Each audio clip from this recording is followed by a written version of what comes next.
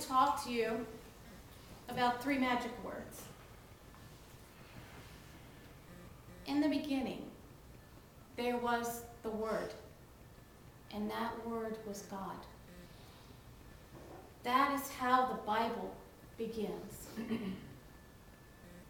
As the spiritualist, we would change that phrase just a bit and say that in the beginning, there was thought, and that thought was God, or infinite intelligence, whichever words you prefer to place there. Before we were born, we were one with this all, this consciousness. Then at the moment of birth, we felt sensation, pain, wetness, roughness, hunger. And it is at this moment that the veil fell. Our ego was born. And we learned what it was to be alone. Our conscious mind began to catalog all of these sensations. It made decisions, judgments, and responded to these decisions with bodily movements. It is within these very first moments of life that we as individuals decided if life was going to be good or bad. We begin to create our life path right in that moment when the veil fell. We began to forget our immense beingness and oneness with the all.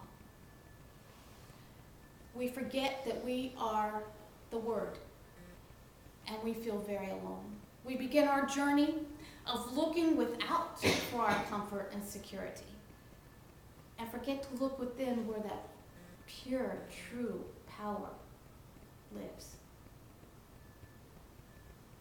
where that true power really lies. We still know that it is there, and throughout our life we have glimpses of it, but have forgotten in our fear of being alone.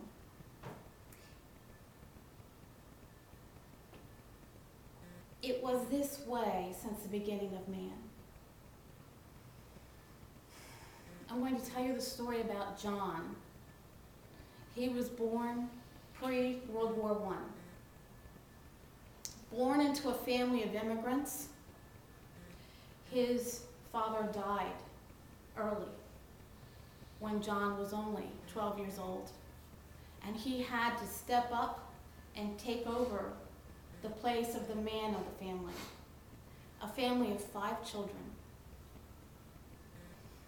John became a laborer at this time, and he worked all of his life as a laborer, a very angry and embittered man, very angry at his mom. And as he grew in his adulthood, that anger turned into a tumor, because the one thing John wanted the most was not to be a part of this life anymore.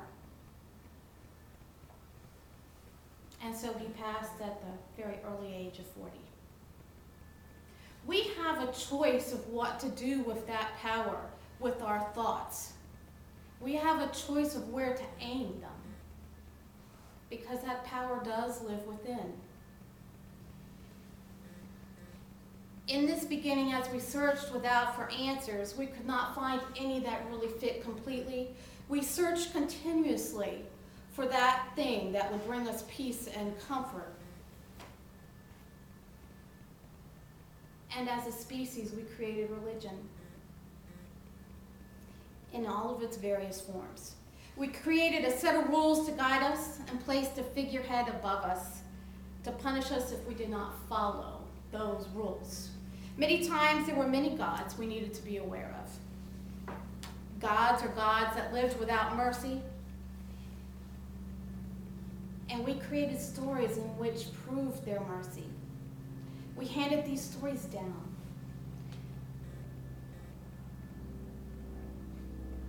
Our anger was reflected in those gods. Our love was reflected in those gods. We created intricate passion plays that helped us understand the mercy or lack of mercy. And when we opened our eyes and attempted to discern the reality, we found that we were still in the play. We had forgotten that we wrote these intricate plays. We are still alone in that utter despair of our circumstances. And many times it can be very hard, very, very hard to bear. Let me tell you one other story of a man, and maybe you have seen this story online. This young child was born without legs, without arms. But instead of taking John's track, he was always happy, always loving. He learned how to use these stubs to turn on lights. He used these stubs to pull himself up on the furniture. And as a young man, he chose to use these infirmities as a way to push man up. He now goes from place to place, and though he is a Christian, he uses his total belief in love and the joy of life to raise the vibration of those around him. He chose a different path. This man has no arms, no legs, no fingers, only one toe. But he gets along in life better than most of us, and with a much better attitude. Thought. It can be our strength or our undoing, and it is up to us. We've had many masters that have tried to cure us of this mirage, to wake us up. They entreat us to live as though we're all connected with one. They've all said that the God force is within us, and we in it. So if your life is going to hell in a handbasket, and you can't turn to some guy in the sky for assistance, what do? How do you make it better? Many of us have that question. How can I make my life better?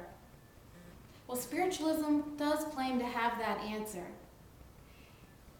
Let's look at it. Let's look for those 3 magic words. It can be found in this poem. Oh, raise up thine eyes to eternal sky.